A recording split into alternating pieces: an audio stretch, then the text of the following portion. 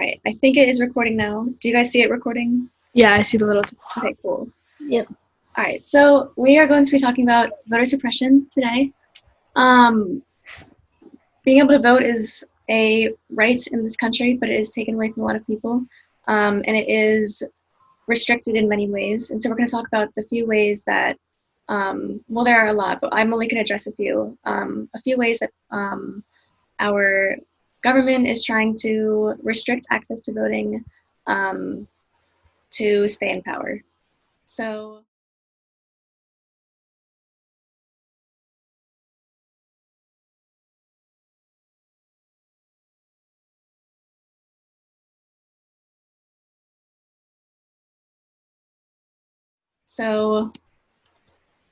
a few tactics are voter ID laws, limiting polling times, purging voter registration databases, closing polls in minority neighborhoods, and restricting early voting.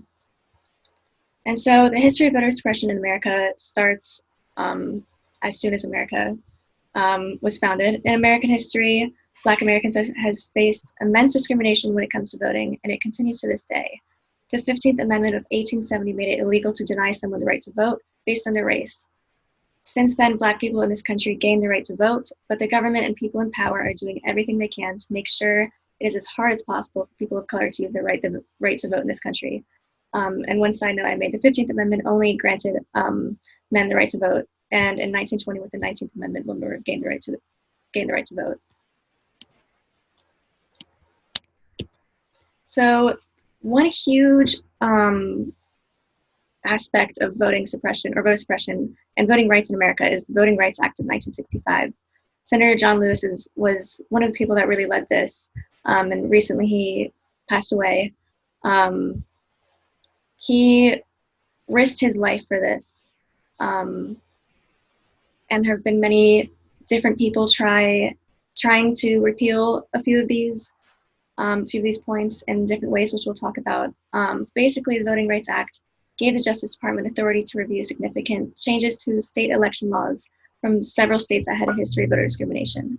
And so if a state has had a history of, like, if you know that a state has a history of blocking certain people from voting or doing certain things to make sure that people don't vote, then they would be kind of flagged, and they would have to be under review if they were to make any changes to any of the voting laws.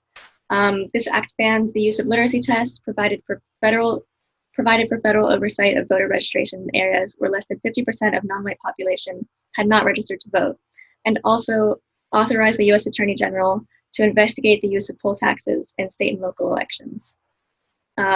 Literacy tests were used for Black people in America. If they wanted to vote, they had to recite the whole entire Constitution, which I don't think many people could even do at all. Even if you study history, maybe there's a few people out there that can do it, but that was their way of testing if people could even vote, even if they showed up. And also, Black people faced polling taxes, and white people did not. They had to pay to even vote, and so this restricted that. It also restricts any state or government from imposing any voting law that results in discrimination against racial or language minorities. One of the key components of the voting right is Section 5. And so the Voting Right Act was expanded 5 times, and Section 5 is one of the most important. And there's a Supreme Court case I'm going to be talking about that tries to eliminate Section 5. Well, not eliminate Section 5, but do their own thing to make sure that it doesn't really have a place in current America.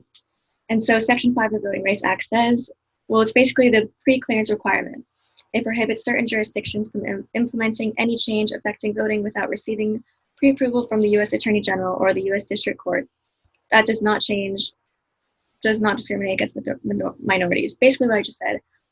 Basically, you can't change any laws regarding voting if you have a history of making sure that minorities or people who speak different languages have a hard time. Like, if you restrict those people, then you can't make new laws to restrict them without having approval. So there's this case called Shelby County versus Holder, which was a Supreme Court case. And basically what they said was, racism doesn't exist anymore. This Voting Rights Act was from 1965. We don't need this anymore. And so they are like, we're going to change that. We're going to make whatever laws we want. This section doesn't mean anything because systemic racism doesn't exist anymore. And so it eliminated the authority outlined in Section 5 of the Voting Rights Act. Essentially, the Supreme Court justices, in this case, believed that racism and voting discrimination was a thing of the past, which is, of course, absurd. The pre-clearance was intended to ensure that these areas, each with a history of discriminatory voting laws, did not pass new restrictions impacting the ability of voters of color to cast a ballot. So we're going to talk a little bit about voter suppression targeting minority communities. I'm going to get into a few statistics and a few other cases, and then we'll get to some questions. So since the passing of the Voting Rights Act, Black Americans' ability to vote, particularly in the South, has come under attack again. 13 states have introduced bills that would, 1, end highly popular election day and same-day voter registration, 2, limit voter registration drives, and 3, reduce opportunities for voters to register. And so here are some examples of some states making it harder to vote. In Maine, they eliminated election day registration. In Ohio, the end period when voters could register and end period when voters could register and vote on the same day. So you could not register and vote on the same day. In Florida and Texas, they restrict voter registration drives, which is one of our main ways of registering people to vote. And in Florida and Wisconsin, they make it more difficult for people who move to stay registered and vote, and basically making it hard to early vote in almost every state. So how does this affect minority communities?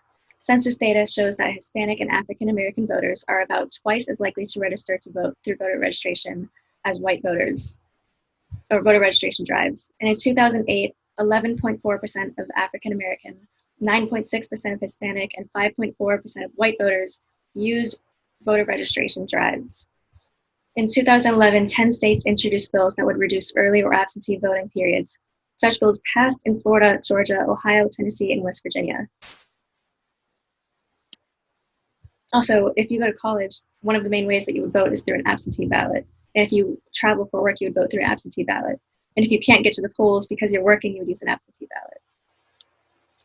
And so early voting, without early voting, voters who cannot make it to the polls on election day will not be able to vote.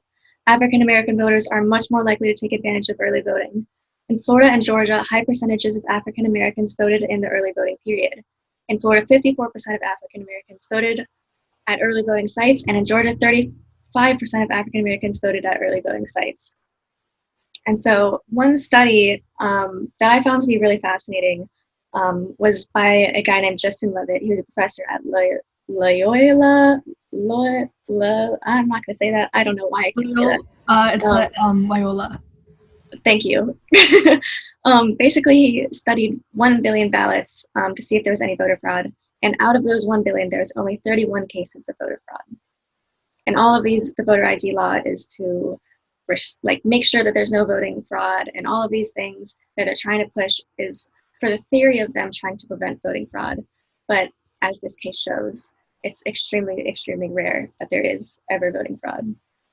And so the voter ID law is something I think that we should all be aware of, and we should all really know our statistics and everything about it. It's super important and just super messed up. And so basically their reasoning is to stop voter impersonation. So basically it's like you can get, I don't know if it's like a fake ID or use someone else's ID and vote for them.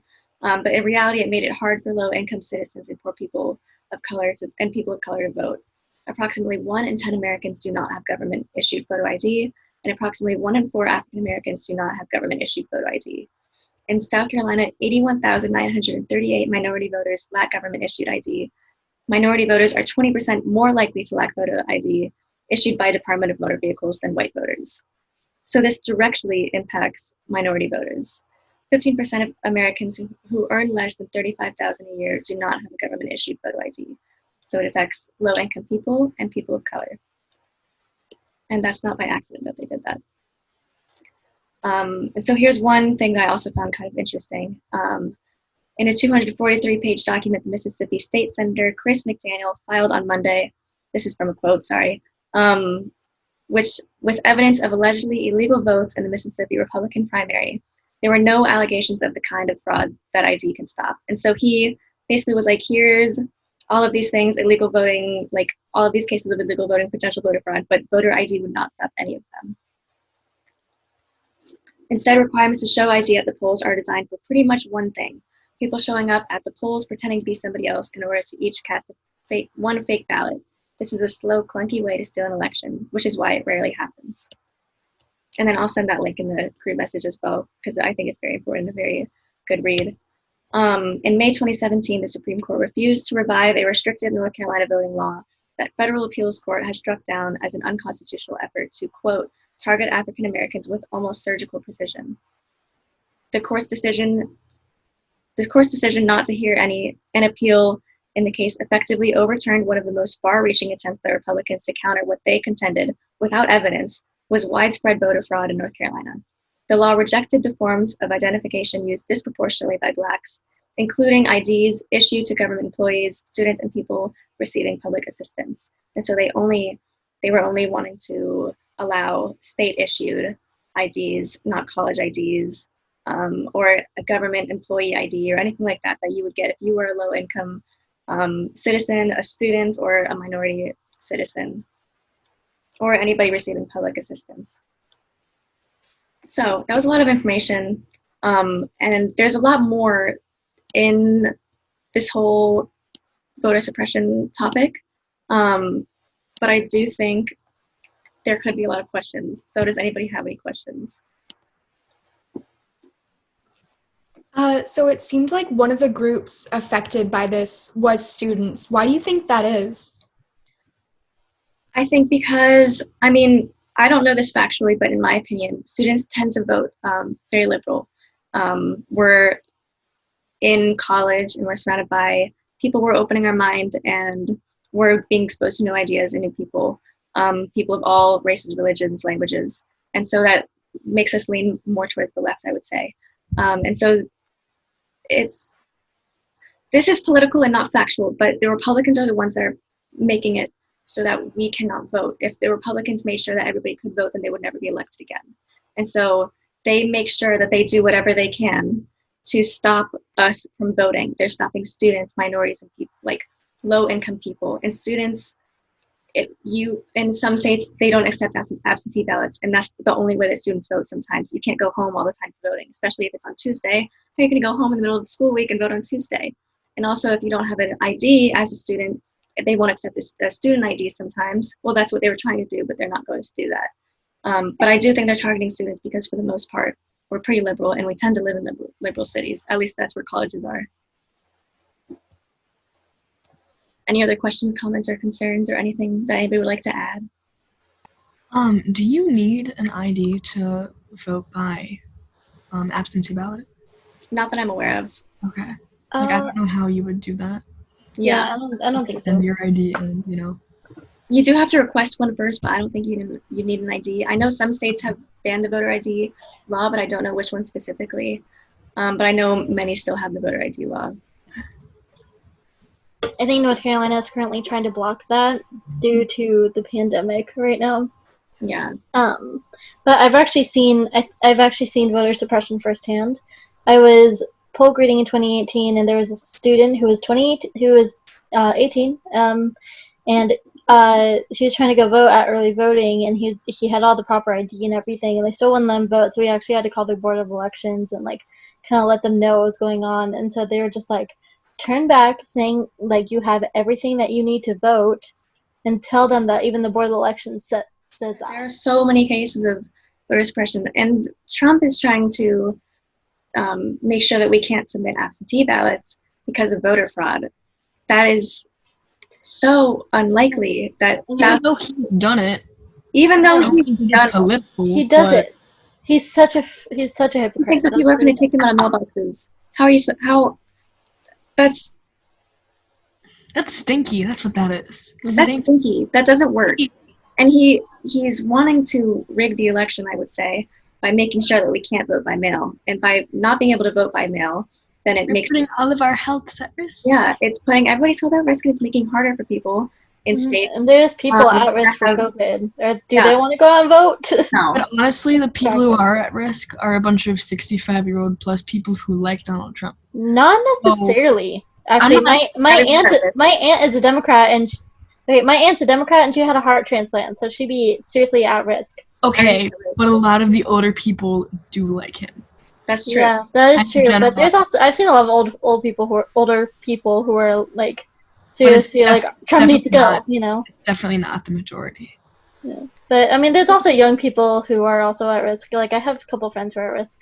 So What I don't get is why one of the like voter fraud things that they're scared of is another person taking a different person's ID and voting for them. That doesn't make sense to me because That makes it's sense. so stupid, honestly. someone your ID, they're gonna vote for the person you ask. Like make it make sense. I don't get it. That's the thing. It doesn't make sense. And they came up with it because that was their reasoning. Their reasoning was like, oh, someone can like take someone's ID and do that. But they know why they were doing it. That wasn't the reason. That's the reason they said, just to make sure that people would like be like, oh, I get that. That makes sense.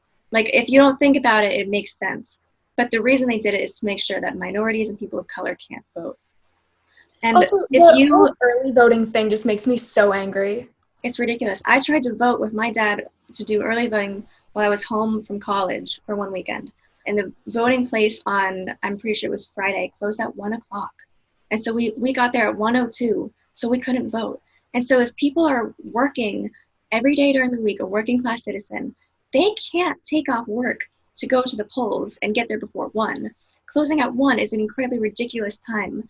Like that's one example of voter suppression. And if people the more people that vote, the more likely it is that a Democratic candidate will be elected. The less people that vote, a Republican candidate will be elected. And that's how it's voter suppression. They're trying to make sure that they stay in power for as long as possible because they know in a few years they won't be able to hold on to that power. Yeah, it's seriously not. It's not fair at all. And like, we should all have the right to vote. We should all like keep the early voting polls open for longer than just 1 p.m. Like, what the heck? Like, my dad had, I think, I don't remember when my dad early voted. Oh, wait, yeah, he actually had the day off, luckily. But like, my brother, he didn't go. He wasn't able to vote last year in 2019 because like he just never had time, and it was like it kind of sucked. I don't know why they don't make it easier. Yeah. I don't remember if we've already done a campaign education meeting on gerrymandering, but how does voter suppression relate to that? It does, but it's technically not voter suppression, but it is a way of election. I think I have an idea. So basically, gerrymandering is redesigning districts to make sure that certain populations and certain groups of people are in certain districts. And it makes it so that most college towns are in North Carolina are districted into Republican districts. And so it makes the weight of their Democratic vote less. And so it lessens the vote of Democrats and it heightens the vote of Republicans. And like the quote I said, they drew the maps and they made sure that the voter ID laws were with surgical precision to make sure that Black people in this country can't vote. And so basically it's just redesigning the districts and redrawing them to make sure that it's the exact way to make sure that a Republican candidate will win. And I'm not saying that it's only Republicans that do it. I know Democrats do it too, but for the most part, it's Republicans that do that. Yeah, and I know the Democrats. So with that whole situation with gerrymandering last year in the General Assembly, I know the Democrats were just trying to make them fair and make sure that like, everyone there, it was kind of crazy. Like all the Democrats were like, we gotta make fair maps, and the Republicans were just kind of going crazy. It was a whole thing. Yeah, we did talk about prison-based gerrymandering in one of the campaign education meetings, and I'm pretty sure that's going to be on the YouTube channel if you want to look that up. That one was extremely interesting, but these are all ways of making sure that people in power stay in power. It's pretty much all it is. Yeah, it's horrible. It's like I don't understand it at all. It's so stupid. Are there any other questions?